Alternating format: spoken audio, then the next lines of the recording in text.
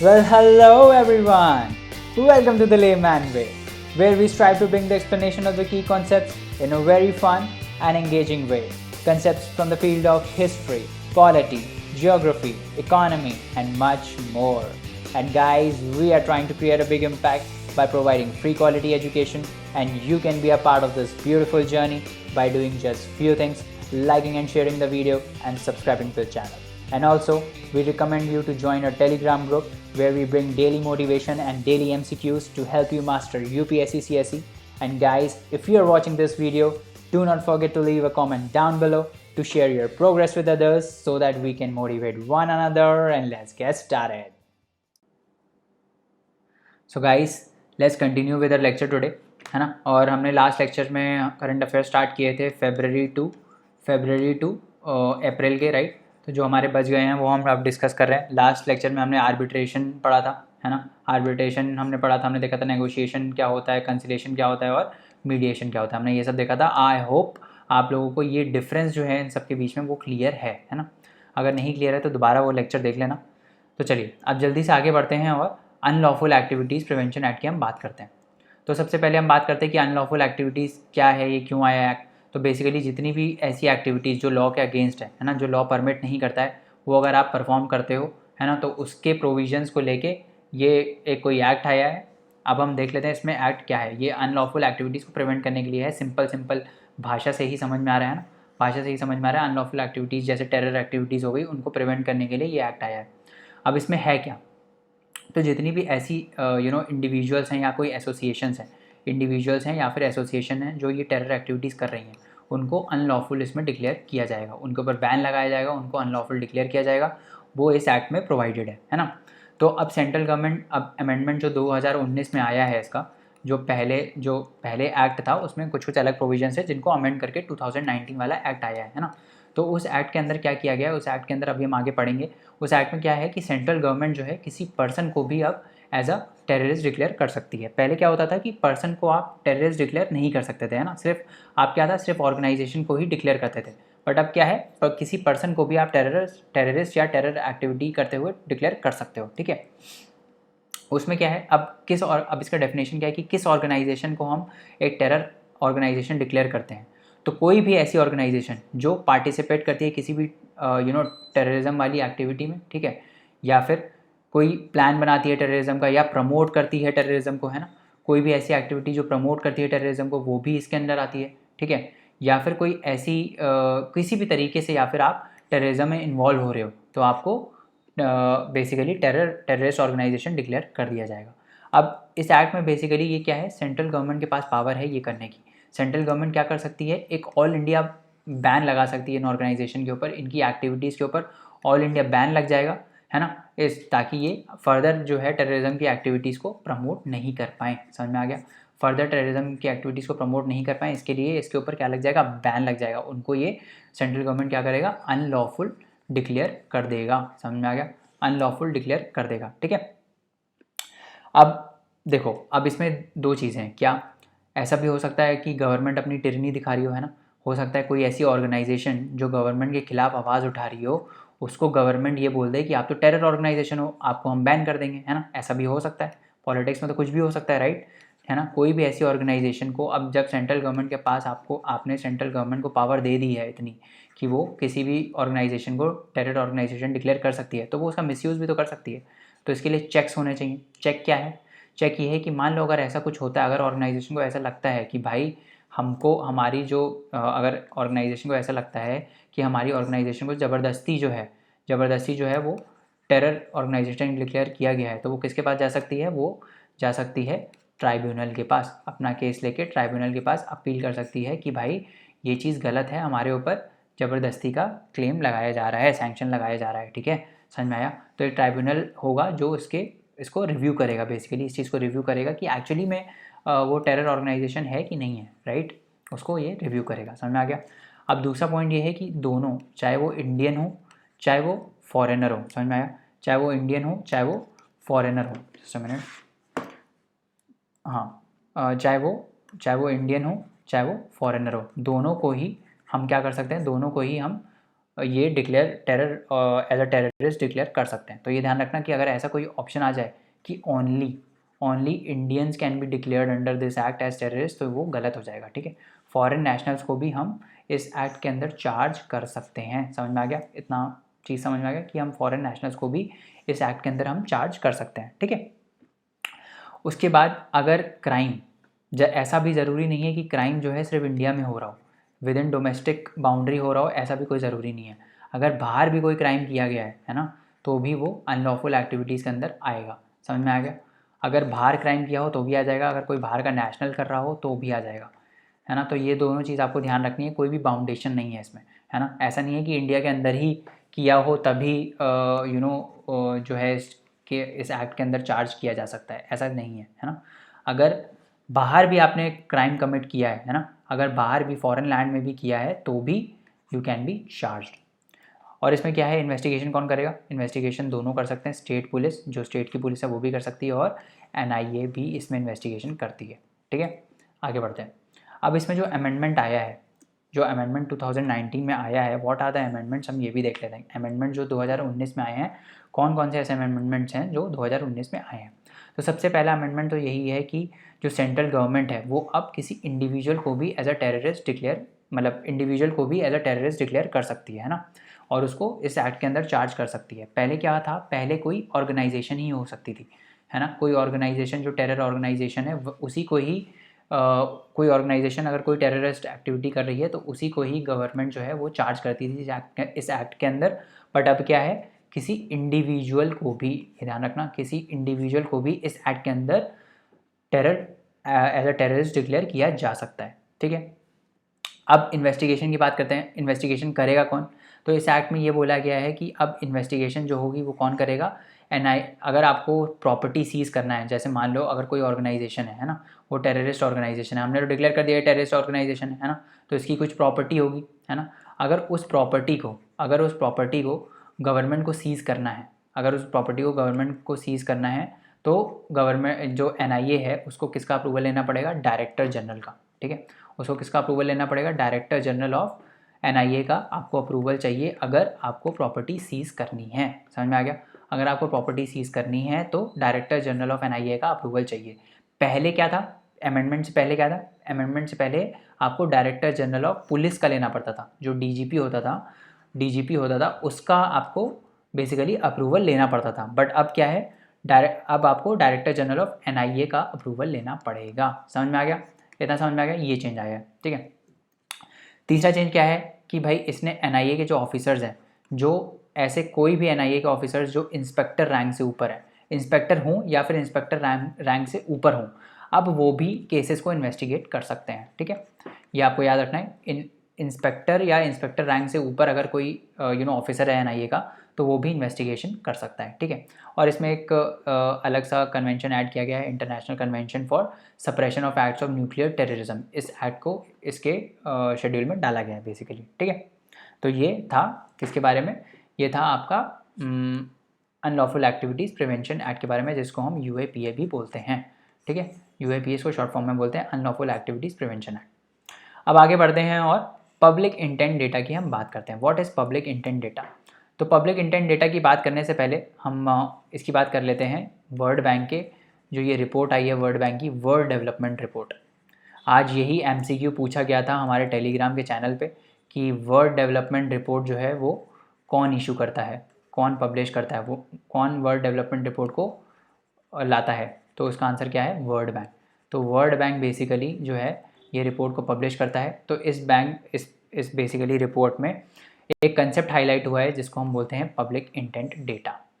तो ये इंपॉर्टेंट हो जाता है, जैसे पिछले साल ऐसे पूछ लिया गया था डिजिटल की infrastructure, what do you understand by digital की इंफ्रास्ट्रक्चर, है ना। ऐसे कुछ की इंफ्रास्ट्रक्चर था जिसका ऐसे पूछ लेते हैं ये लोग, टर्म्स पूछ लेते हैं कि डिजिटल की इंफ्रास्ट्रक्चर क्या है, या फिर इस टाइप से, है ना। तो हमको ये पढ़ने का ज़रूरत है कि पब्लिक इंटेंट डेटा का मतलब क्या होता है, what is public intent data, ठीक है। तो ऐसा कोई भी डेटा जो गवर्नमेंट कलेक्ट करती है, जो बेसिकली पब्लिक के बेनिफिट के लिए वो पब्लिक के बेनिफिट के लिए उसको यूज़ करती है ना।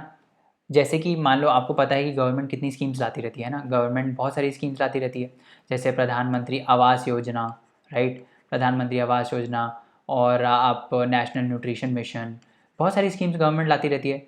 अगर गवर्नमेंट को ये पता ही नहीं होगा कि कितने लोग माल न्यूट्रिशन हैं, कितने लोग माल न्यूट्रिशन हैं, या फिर कितने लोगों के पास घर नहीं है, राइट, तो गवर्नमेंट स्कीम्स कैसे लाएगी? गवर्नमेंट स्कीम्स नहीं ला सकती। गवर्नमेंट को क्या चाहिए? गवर्नमेंट को चाहिए डेटा। गवर्नमेंट को ये डेटा चाहिए कि कितने लोग how many people are homeless, है ना, ये चाहिए। ये कैसे आएगा? ये डेटा कैसे आएगा?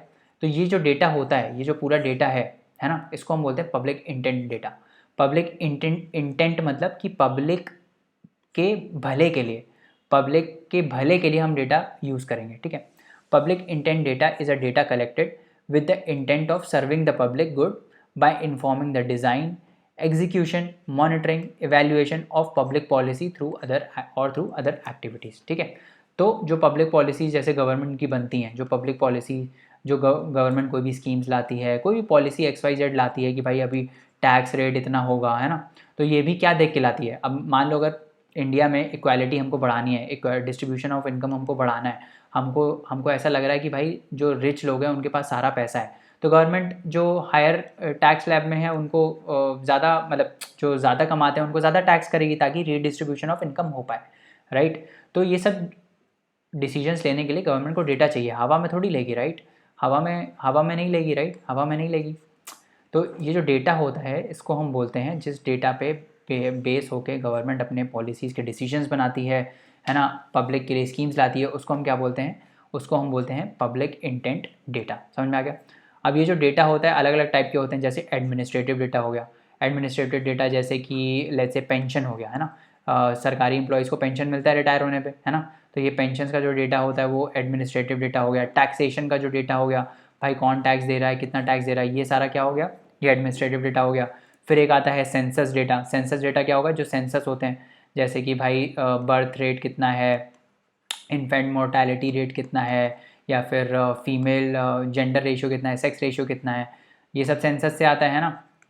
किसका किस स्टेट का पॉपुलेशन कितना है ना, किस स्टेट का पॉपुलेशन कितना है, तो ये सब सेंसस में आता है ना। तो ये हो गया। उसके बाद सर्वे जो लेती है सरकार, उसका डेटा हो गया।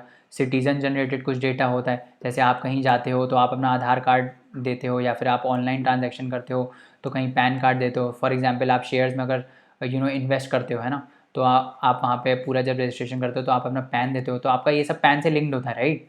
तो वो हो गया, वो क्या हो गया? वो हो गया सिटीज़न जनरेटेड डेटा, है ना। उसके बाद आता है जियो स्पेशियल डेटा, जो आपकी लोकेशन के थ्रू है। मान लो आप कहीं ट्रैवल कर रहे हो, XYZ प्लेस पे ट्रैवल कर रहे हो, है ना। मान लो गवर्नमेंट को ये देखना है कि हमको अपना नया एयरपोर्ट कहाँ बनाना है ना, तो गवर्नमेंट को ट्रैफिक एनालाइज करना पड़ेगा। अब खूब सारे लोग लेट से A जगह से B जगह मूव कर रहे हैं ना, तो गवर्नमेंट को लग जाएगा यार ये रूट पे ट्रैफिक बहुत ज़्यादा है, हम यहाँ और यहाँ एयरपोर्ट बना सकते हैं, राइट। तो इस टाइप का जो हो गया आपके लोकेशन से रिलेटेड जो डेटा हो गया, लॉन्गिट्यूड लैटिट्यूड कोऑर्डिनेट से रिलेटेड, उसको हम बोलते हैं जियो स्पेशियल डेटा, ठीक है। तो इस टाइप का होता है पब्लिक इंटेंट डेटा। उसके बाद आगे बढ़ते हैं और हम बात करते हैं ओवरसीज सिटीजन्स ऑफ इंडिया की, ठीक है। ओवरसीज सिटीजन्स ऑफ इंडिया क्या है? अब आपका होमवर्क ये है कि भाई आप क्या करोगे, लक्ष्मीकांत में जाओगे, लक्ष्मीकांत में जाके आप सिटीजनशिप वाला जो चैप्टर है ना, सिटीजनशिप वाला चैप्टर में जाके इसको एक बार रिवाइज़ कर लेना कि OCIs क्या होते हैं, है ना, हु आर OCIs। तो बेसिकली जैसे कुछ कुछ कंडीशन होती हैं कि ओवरसीज सिटीजन्स ऑफ इंडिया कौन कौन हो सकता है। जैसे फॉर एग्जांपल कि अगर कॉन्स्टिट्यूशन जब कमेंस हुआ था 1950 में, तो ऐसा कोई इंडिविजुअल जब जो उस टाइम सिटीज़न था इंडिया का, बट कॉन्स्टिट्यूशन कमेंस होने के बाद हो सकता है वो बाहर चला गया हो और उसने बाहर का सिटीजनशिप ले लिया हो, तो he is eligible to be OCI। या फिर कोई टेरिटरी इंडिया ने ऑक्यूपाई करी हो, उसका वो सिटीज़न हो उस टाइम पे, तो he is eligible for being an OCI। तो ये सब कंडीशन जो भी हैं वो आप एक बार जाके रिवाइज़ कर लेना, ठीक है। बहुत ज़्यादा इंपॉर्टेंट नहीं है, बट एक बार थोड़ा आइडिया होना चाहिए, कहीं अगर पूछ लिया तो थोड़ा हम ऑप्शन एलिमिनेट करने में काम आएगा, है ना। अभी हम न्यूज़ में क्या था, क्यों हम डिस्कस कर रहे हैं? क्योंकि सेंटर ने ईज़ कर दी है नॉर्म्स, किसके लिए? OCI कार्ड को इशू करने के लिए। तो ये जो कार्ड आता है, इस पासपोर्ट टाइप का कार्ड होता है ना, ये जो कार्ड होता है OCIs के लिए, ओवरसीज सिटीजन्स ऑफ इंडिया के लिए, इसके जो नॉर्म्स हैं उसको ईज़ कर दिया गया है। तो नॉर्म्स को ईज़ कर दिया गया है, तो इसका मतलब ये है कि पहले कुछ नॉर्म होंगे। तो पहले क्या नॉर्म थे? तो पहले क्या होता था, दो चीज़ें थी, 20 years of age, less than 20 years of age, और एक था 50 ईयर्स ऑफ एज, ठीक है। एक था 50 years of age, greater than 50 years of age, ठीक है। तो क्या होता था कि 20 साल की अगर आपकी उम्र है ना, अगर आपकी 20 साल की उम्र है तो उससे पहले क्या होता था, जब भी आपका पासपोर्ट इशू होगा, जब भी आप मान लो अपना पासपोर्ट बनवाते हो, तो OCI वाला जो कार्ड है वो नया इशू होता था, ठीक है। हर बार जब भी पासपोर्ट बनेगा तो आपका OCI कार्ड इशू होगा 20 साल से पहले वाली एज में। मान लो आप 16 साल में पासपोर्ट बनवा रहे हो, फिर हो सकता है मान लो आपने पहले 13 साल में बनाया, फिर आपने 16 साल में बनवाया, तो जब भी आप पासपोर्ट बनवाओगे अलग अलग बार, तो OCI आपका फिर से इशू होगा, हर बार इशू होगा, ठीक है। और एक तो ये था, और दूसरा था कि 50 साल के बाद, 50 साल के बाद बस एक ही बार इशू होता था। 50 साल अगर आपकी उम्र है, 50 या 50 से अगर आप ऊपर हो, उसके बाद आप जितनी बार पासपोर्ट बना रहे हो उससे मतलब नहीं है। OCI जो वाला जो कार्ड है वो एक ही बार इशू होगा, ओनली वंस, ठीक है। तो क्या होता था पहले कि री इशू होता था हर बार, जब आपका नया पासपोर्ट इशू होगा हर बार इशू होता था up to age of 20 years, ठीक है। तो 20 साल से पहले आप जितनी बार पासपोर्ट बनवाओगे हर बार OCI कार्ड नया इशू होगा। और 50 ईयर के बाद, 50 ईयर्स के बाद, ठीक है, once after completing 50 years of age, उसके बाद सिर्फ एक ही बार इशू होगा, है ना। It was only for once, ठीक है। अब क्या हो गया, अब इसके नॉर्म्स को जो है वो चेंज कर दिया गया। अब नॉर्म्स क्या हैं इसके, अब नॉर्म्स ये हैं, जो 50 वाला एज है ना उसको हटा दिया। अब ये बोला गया कि 20 साल से अंदर वाली एज में सिर्फ एक ही बार इशू होगा, ओनली वंस। समझ में आया। New OCI card has to be reissued only once when a new passport is issued after his or her completing 20 years of age. तो सॉरी, मतलब 20 साल से कम वाले नॉर्म्स तो वही हैं, 20 साल से कम वाले नॉर्म्स वही हैं, मतलब 2 बार इशू होगा। बट 20 साल से ऊपर अगर आपकी उम्र हो गई है ना, if you are above 20 years, तो सिर्फ एक ही बार इशू होगा। तो जो हम पिछली बार 50 ईयर्स की बात कर रहे थे कि 50 ईयर्स के बाद आपका ऐसा प्रोविज़न आएगा कि सिर्फ एक ही बार इशू होगा, तो ये जो 50 ईयर्स वाला लिमिट है इसको क्या कर दिया गया, 20 ईयर्स कर दिया गया। तो अब बस अगर आप 20 ईयर्स से ऊपर हो, है ना, if you are above 20 years, तो उसके बाद जितनी बार भी आपका पासपोर्ट इशू होता है, OCI कार्ड सिर्फ एक ही बार इशू होगा, it will be issued only once. समझ में आ गया, it can be reissued only once. समझ में आ गया।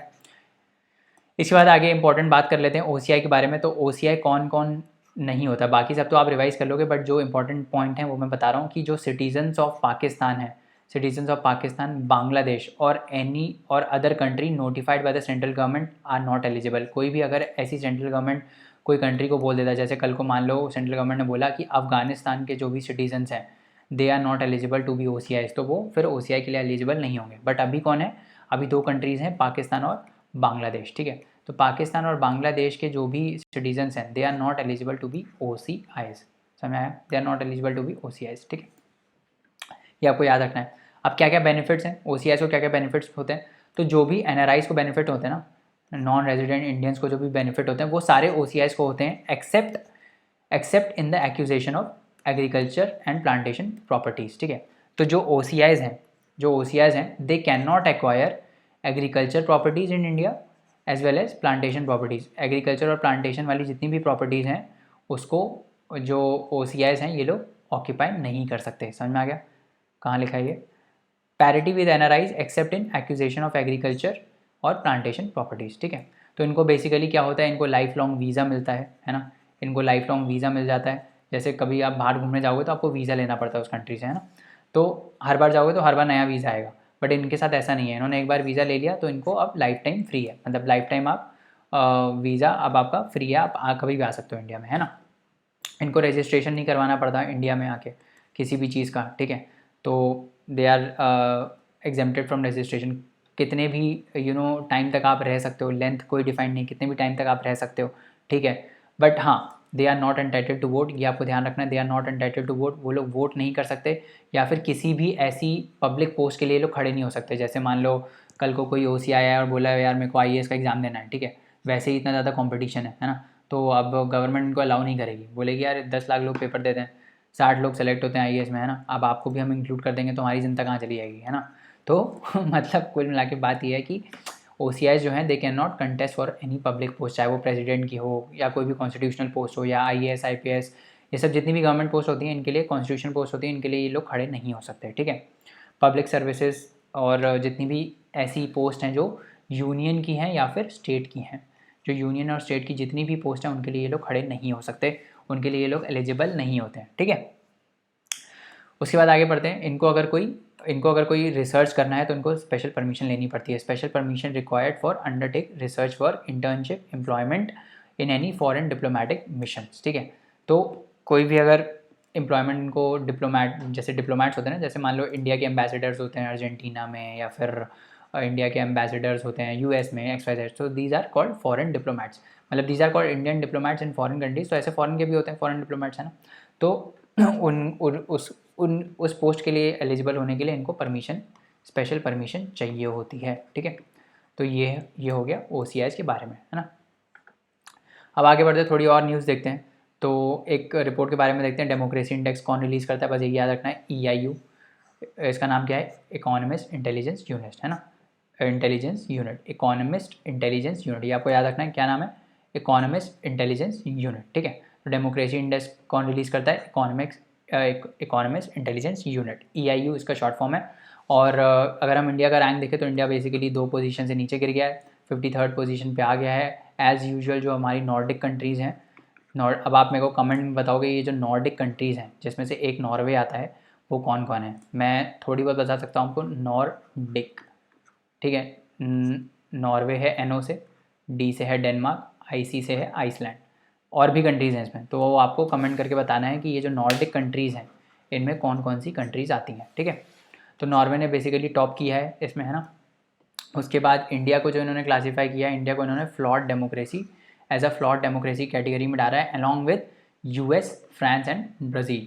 उसके अलावा और भी कंट्रीज़ हैं जो हमको याद रखने की ज़रूरत नहीं है, हमको बस ये याद रखना है कि इंडिया कौन सी कैटेगरी में, इंडिया फ्लॉड डेमोक्रेसी की कैटेगरी में है। फ्लॉड डेमोक्रेसी मतलब कि भाई हम अपने आप को डेमोक्रेटिक तो बोलते हैं, बट क्या ऐसी एक्टिविटीज़ हो रही हैं हमारी डेमोक्रेसी में, आर वी फुली डेमोक्रेटिक, है ना। क्या जम्मू एंड कश्मीर में 6 महीने के लिए जो 6 महीने के लिए इंटरनेट बैन हुआ था, है ना, जो वहाँ पे अभी भी इंटरनेट और इस पे रेस्ट्रिक्शंस हैं, क्या ये जायज़ हैं, would you call this a democratic step. तो ये सब पे क्वेश्चन हो रहा है, ठीक है। तो इसीलिए इंडिया को क्या बोला गया, इंडिया को एक फ्लॉड डेमोक्रेसी बोला गया। उसके बाद 3 लैंग्वेज पॉलिसी न्यूज़ में थी, तो मिनिस्ट्री ऑफ होम अफेयर्स जो है उन्होंने ये बोला है कि ये जो 3 लैंग्वेज पॉलिसी है ये कोई भी यूनियन गवर्नमेंट के ऑफिस में एप्लीकेबल नहीं होगा, ठीक है। तो उन्होंने क्या बोला है, ये कोई भी यूनियन गवर्नमेंट के ऑफिस में एप्लीकेबल नहीं होगा। तो 3 लैंग्वेज पॉलिसी के बारे में अगर हम थोड़ा बात करें तो ये आया कब था, ये आया था इंदिरा गांधी की गवर्नमेंट के टाइम में आया था, है ना। तो इसका मोटिव ये था, इसका विजन ये था, इसका लाने का मकसद ये था कि देखो क्या हो रहा था उस टाइम, हमने देखा था कि उस टाइम जब इंडिया आज़ाद हुआ, है ना, 19 आज़ाद हुआ 1947 में, बट उसके बाद राइट्स स्टार्ट हो गए थे, है ना। 19 अगर आपको पता हो 1953 में जो ये आंध्र प्रदेश बना हमारा एज ए लिंग्विस्टिक स्टेट, तो वहाँ उस टाइम क्या था, बहुत ज़्यादा लैंग्वेज के बेसिस पे इंडिया को डिवाइड करने की, लैंग्वेज के बेसिस पे डिवीज़न करने की बहुत ज़्यादा प्रोटेस्ट चल रहे थे, वो बहुत ज़्यादा वायलेंस हो रहा था। गुजरात और मराठीज़ बोल रहे थे कि हमको महाराष्ट्र मराठियों का होना चाहिए, राइट। तेलुगु लोग बोल रहे थे कि हमको साउथ में चाहिए, है ना। ऐसे ही आंध्रा वाले बोल रहे थे हमको अलग चाहिए, राइट। तो उससे क्या हो रहा था, उससे बहुत ज़्यादा वायलेंस क्रिएट हो रहा था। तो क्या हो रहा था इसमें, बेसिकली कोऑपरेशन नहीं हो पा रहा था स्टेट्स के बीच में, है ना। डिफरेंट जो स्टेट हैं, जो हम इंडिया को as a union of state बोलते हैं कि इंडिया भाई एक साथ इतनी डाइवर्स कंट्री एक साथ रह रही है, this is a miracle, right. तो ये एक्चुअली में हो नहीं पा रहा था, राइट। तो गवर्नमेंट ने क्या किया, गवर्नमेंट बोली कि हम ठीक है, प्रॉब्लम हमारा जड़ क्या है, नींव क्या है हमारी प्रॉब्लम की, लैंग्वेज, है ना। अगर हम लैंग्वेज को एज अ बैरियर हटा दें तो सब खुश मिल के रह पाएंगे। तो इसीलिए उन्होंने बोला कि 3 लैंग्वेज पॉलिसी होगी, जिसमें क्या होगा, हिंदी होगी, ठीक है, हिंदी होगी, और लेट्स से इंग्लिश होगी, ठीक है, और एक एडिशनल लैंग्वेज होगी। तो उस समय क्या हो रहा था कि जो नॉर्दर्न पार्ट्स थे इंडिया के, है ना, जो नॉर्दर्न पार्ट्स थे वहाँ पे लोग हिंदी बोलते थे, है ना, और जो साउथ था वहाँ पे लोग सदर्न लैंग्वेज बोलते थे, तमिल हो गया, तेलुगु हो गया, राइट।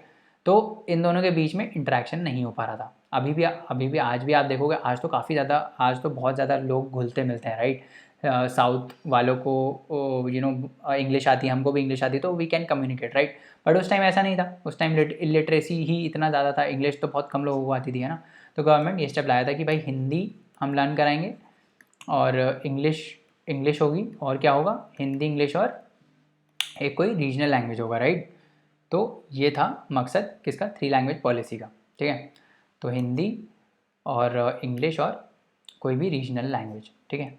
तो ये बोला गया था। अब आपको क्या करना है, एक होमवर्क है आपके लिए, सब कुछ मैं नहीं बताऊंगा, जो न्यू एजुकेशन पॉलिसी हमारी आई है, ठीक है, जो न्यू एजुकेशन पॉलिसी 2020 वाली आई थी, उसमें भी 3 लैंग्वेज को लेके कुछ कुछ पॉइंट्स थे कि हम 3 लैंग्वेज को कैसे इम्प्लीमेंट करेंगे। तभी प्रोटेस्ट आया था, याद है ना, जब ड्राफ्ट प्रिपेयर हुआ था न्यू एजुकेशन पॉलिसी का, तो प्रोटेस्ट बहुत आने लगे थे साउथ से, है ना। तो क्यों प्रोटेस्ट आए थे? यही 3 लैंग्वेज के बेसिस पे आए थे कि उन्होंने बोला था कि भाई हिंदी भी हम पढ़ाएंगे, इंग्लिश भी पढ़ाएंगे और कोई एक मतलब मदर टंग पढ़ाएंगे।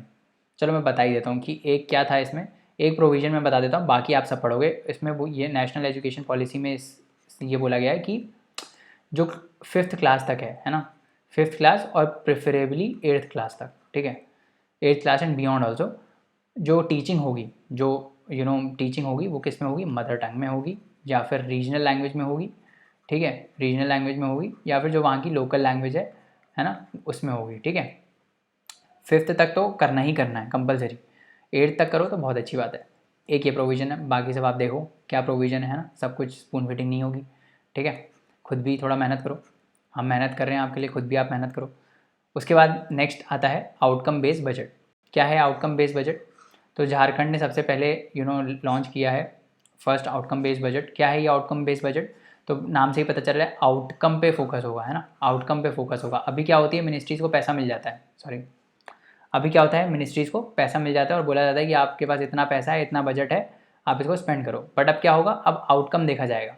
आउटकम ये देखा जाएगा कि भाई आपको लेट से 10 करोड़ दिया गया था इस चीज़ को करने के लिए, ठीक है, तो आपने इसमें से कितना एक्चुअली में इस चीज़ पे फोकस किया है। मान लो मिनिस्ट्री ऑफ रोडवेज़ जो है ना, मिनिस्ट्री ऑफ रोडवेज़ उसने 10 करोड़ दिया एक हाईवे बनाने के लिए, जस्ट फॉर एन एग्जाम्पल, ठीक है, 10 करोड़ दिया एक हाईवे बनाने के लिए।